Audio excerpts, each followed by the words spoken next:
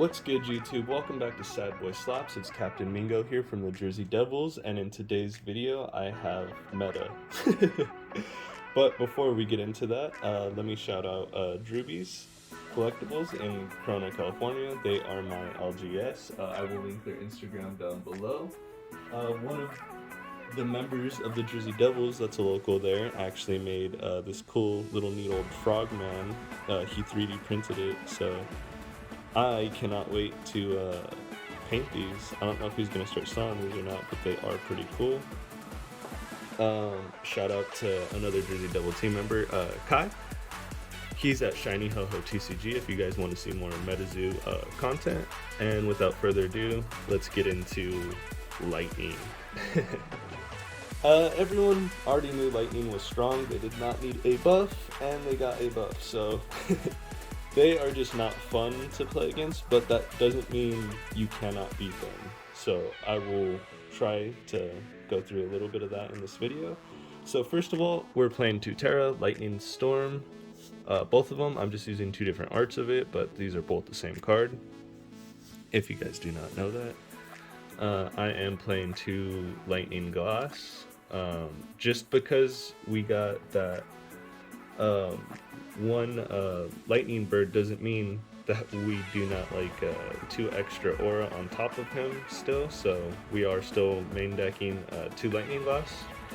Next, we are main decking two neutrality aura. This deck does utilize it, and I found that not a lot of decks actually utilize it, so of course lightning would get the benefit of running this. Next, we are running 1, 2, 3, 4, 5, 6, 7, 8. We are running 8 Lightning Aura. You might think that's a little low, but we do have multiple ways to generate more aura in this deck, so that's why I'm running at 8. You could easily cut down any of these cards.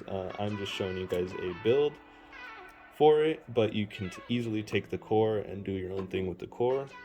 Speaking of core, let's get into it. So I can't even pronounce this guy. So we will call him Walk for now. But if you guys don't know what he does, on contract, if you call like a bird and take 50 damage, this beastie comes in the arena awakened, so basically fleet. And he has self-destruct and flying for 1 drop, so immediately after you bring him in with his fleet, you can pop him, generate 2 aura if you need 2 aura. If not, just let him kind of sit there. Well, I mean, you don't want to just let him sit there. People will probably try to target him, but I mean, use him to just pop 2 more aura, which is pretty nice in this deck. It has aura ramp. The theme of this deck, I would say, that makes Lightning so good is Fleet.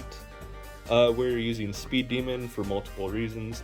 Terra Orbs are a thing now, and I think a lot of people will be using them. They just don't see the benefit right now because they're not playing the 6 decks that got the Terra Orbs. But if you are, they help with mana ramp a lot. Lightning did not get one, luckily, so Speed Demon makes it to where whenever this page declares an attack, opposing casters cannot contract or flip a trap page until the end of combat. So he just mows down traps, but it's only when he declares an attack. Keep that in mind. Reason why Speed Demon is good is, let's say we're going against water. He's a 2-drop, comes in with fleet, and can easily kill a frog because he's doing 50 damage now. And he's saying no to frog if they have any traps on frog, because water does like to play a lot of traps, so he just says no to all of that. Instant frog killer, we're running him at 4. If anything else, we're just using him just because he has fleet, honestly, and he just comes in and swings. Next, we have a 3-drop. I'm running 1 Metal Man. A lot of people probably won't be running him, but I am, just because he comes in with fleet and first strike. But if you're able to place tinfoil into the arena without leaving your seat or standing, Metal Man of Alabama can be contracted for 1 less lightning aura, so he's technically a 2-drop. If there is a radio with an eyesight, Metal Man of Alabama loses fleet and first strike. So that's the downside. You are playing lightning. A lot of people are going to play radio.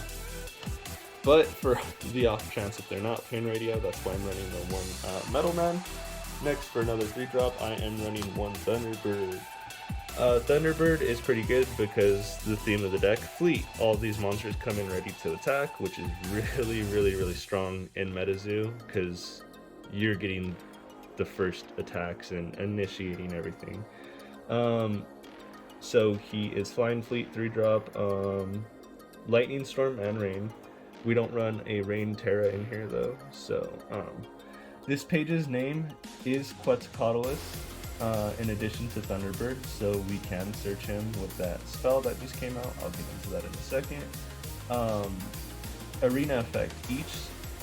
Each turn you contract a lightning spell, it is considered thunderstorm and raining until the end of turn, which is pretty good because it boosts a lot of, well, it just boosts our boss monsters mostly.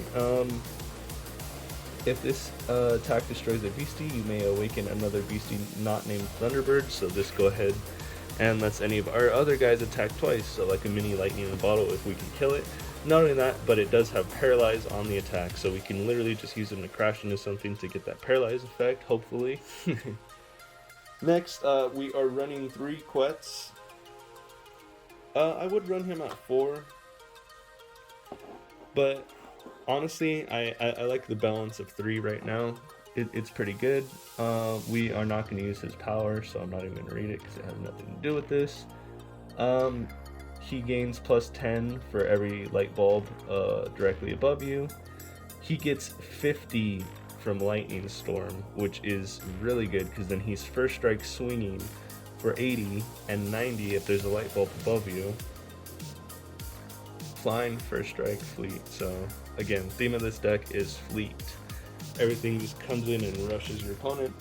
The only monster that does not have fleet is this guy. Again, you can easily remove this guy and trade him out with something. I am just running him because he is too electric, too neutral, first of all, so we can throw him in any deck. But I like him because all active Terra become Lightning Storm and lose other effects as long as this beastie's in the arena.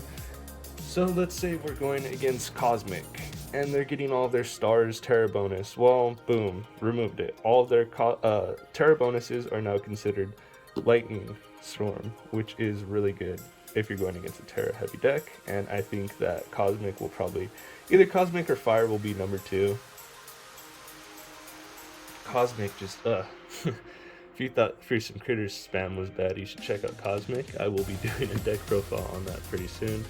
I think the next one that I'm going to throw out here on the channel is either the Sasquatch or the Headless. Both of those I've been having a lot of fun with.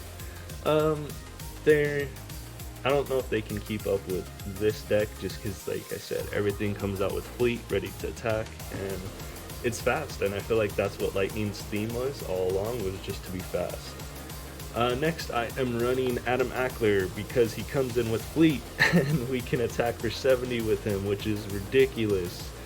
But if we want to make him last a little bit longer, if we choose him to be a light card, he'll just have 20 more life and still 50 attack. So it's kind of optional. You want to use him defensively or offensively, it's up to you. Whatever's on the board at the situation at the time, you'll use him for that.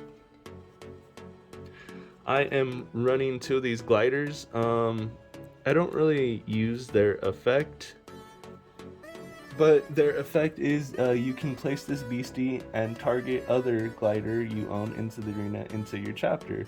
Like I said, we wouldn't really be using it. The reason why I have him in here is for the mirror match, because if the original target of this attack is a beastie with flying, until that beastie loses flying until the end of this turn. So we can literally use him, smack something to knock it down, and then all of our non-flying monsters get to attack it, which is pretty nice. This guy gets to attack it, this guy gets to attack it, this guy. I just like it in that sense.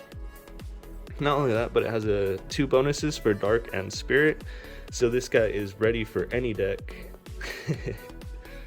And he gets that natural plus 20 for water, so he's getting 3 plus 20s, so he's just good for that utility. Next, I am running 1 Big Bird. You're wondering, like, what the heck, why does he have Big Bird? Well, first of all, this beastie only costs 5 to contract if you own a bird. So it doesn't say real bird on it, so I would just have a little toy bird, and he's a 5-drop. Not only that, but we're running 2 neutrality aura, same thing with him. So that breaks his cost down even faster.